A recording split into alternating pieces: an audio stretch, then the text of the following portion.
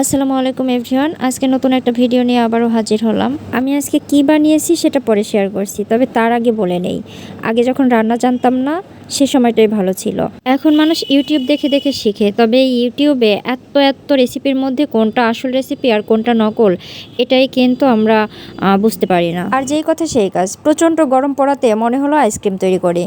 আর ঠিক তখনই একটা আপুর একটা ভিডিও সামনে চলে আসে, যেটা দেখে আমিও অনুপ্রাণিত হই এবং তৈরি করার চেষ্টা করি।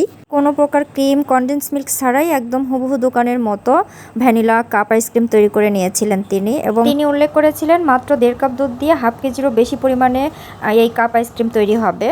কিন্তু কি আর বলবো, একদম সেম প্রসেসই ফলো করেছি। 1.5 কাপ দুধ নিয়েছি, তার মধ্যে দিয়ে দিয়েছি 1.5 চামচ পরিমাণ কর্নফ্লাওয়ার, সামান্য একটু লবণও দিয়েছি। তারপরে এটাকে অনবরত নেড়েচেড়ে মিশিয়ে নিচ্ছি। যেহেতু কর্নফ্লাওয়ার দেওয়া হয়েছে তার জন্য অনবরত নেড়েচেড়ে নিতে হবে, নইলে নিচ থেকে লেগে যাওয়ার সম্ভাবনা আছে। তো কিছু সময় নেড়েচেড়ে নেওয়ার পরে দেখা যাচ্ছে এটা আস্তে আস্তে ঘন হয়ে আসছে। এবার স্বাদ অনুযায়ী চিনি দিয়ে দিচ্ছি। আমি এখানে হাফ কাপ পরিমাণ চিনি দিয়ে দিচ্ছি, অর্থাৎ ওই আপুটা যে ইনগ্রেডিয়েন্টস যে অনুপাতে দিয়েছেন আমি ঠিক সেভাবেই দিয়েছি। তবে ভেবেছিলাম আমার আইসক্রিমটাও হয়তো আপুর মতোই হবে, আর হলে অবশ্যই আমার অনেক বেশি ভালো লাগবে। আমার বাচ্চাটা খুব তৃপ্তি করে খাবে আর মায়ের প্রশংসা করবে। কিন্তু কি আর বলবো, শেষটা দেখলে আপনিও অবাক হয়ে যাবেন। আর এদিকে দেখতেই পাচ্ছেন দুধের মিক্সচারটা একটু ঘন হয়ে এসেছে। ওই আপুটার মতে যখন 3 থেকে 4টার মতো বরফ চলে আসবে তখন এটাকে নামিয়ে নিলেই হয়ে যাবে।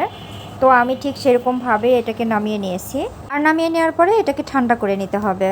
আর দুধের এই মিক্সচারটা যখন একদমই পুরোপুরি ঠান্ডা হয়ে গেছে তখন একটা প্লাস্টিকের বক্সে এই মিক্সচারটাকে ঢেলে নিচ্ছি। আর তারপরে এটাকে আমি ফ্রিজে রেখে 3 থেকে 4 ঘন্টার মতো ঠান্ডা করে নিব। আসলে উনি রেসিপি দেখার পরে মনে হয়েছিল অনেক সহজ, বাট তৈরি করতে গিয়ে বুঝেছি। এদিকে 3-4 ঘন্টার পরে এটা মোটামুটি একটু জমে গিয়েছে।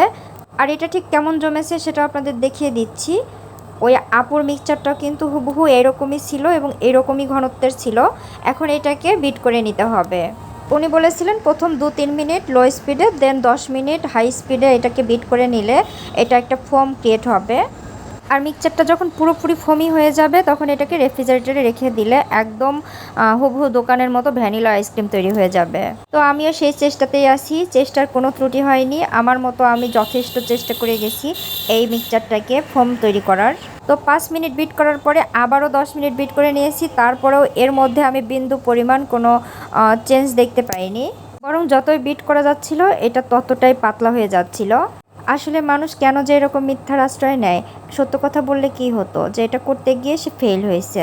আর ফেল হওয়ার পরে তখন এর মধ্যে সে ক্রিম অ্যাড করে বিট করে নিয়েছে, যার কারণে এটা ফোমি টেক্সচারে চলে এসেছে। আর ক্রিম দিয়ে কাপ আইসক্রিম তৈরি করে নেওয়াটা একদমই সহজ, এটা সবাই জানে। তবে ক্রিম ছাড়া কাপ আইসক্রিমটা তৈরি করে নেওয়ার খুবই ইচ্ছা ছিল, সেটা হয়ে উঠলো না। আমি আরও 10 মিনিট এবং আরও 5 মিনিট এটাকে বিট করে নেওয়ার পরে কোনোভাবেই রেজাল্টে আসতে পারিনি, তখন বাদ দিয়ে দিয়েছি। তো এটাকে তো এখন আর নষ্ট করা যাবে না, তাই এটাকে আমি একটা বক্সে ঢেলে আবারও ফ্রিজে রেখে দিয়েছিলাম। তো ফ্রিজে রাখার পরে এটা কিন্তু কিছুটা জমে গেছে, তবে আইসক্রিমের যে টেক্সচার সেটা কিন্তু আসেনি। তো আপনাদের দেখিয়ে দিচ্ছি এটা আসলে ভেতর থেকে কেমন হয়েছে। আর সেই সব আপুদের বলছি যারা এরকম মিথ্যার আশ্রয় নেন তারা অবশ্যই একবার ভাববেন, আপনার রেসিপিটা দেখে অনেকেই ট্রাই করবে, আর সেরকমটা যখন রেজাল্ট আসবে না তখন কিন্তু অটোমেটিক্যালি তাদের মনটা খারাপ হয়ে যাবে। আর রেসিপির ক্ষেত্রে অনেকেরই অনেক সময় ভুল হয়ে যায়, তখন সেটা আপনারা প্রকাশ করবেন। কারণ আপনি ভুল রেসিপিটাকে যখন সঠিক বলে চালিয়ে দেন তখন সবাই কিন্তু সেটা ট্রাই করে, আর যখন ফেল হয় তখন কিন্তু মন খারাপ হয়ে যায়, তখন আপনার প্রতি বিশ্বাসটা চলে যায়, আস্থা আর করতে পারে না। যেমন আমি হয়তো আপনার কোনো ভিডিও সেরকমভাবে ট্রাই করতে চাইবো না। তো আমার ভিউয়ার্সদের উদ্দেশ্যে আমি বলছি, আমার এই রেসিপিটা অন্তত আপনারা ট্রাই করবেন না, কারণ এটা একদমই পারফেক্ট না। আজ এ পর্যন্তই, সবাই ভালো থাকবেন, সুস্থ থাকবেন, আল্লাহ হাফেজ।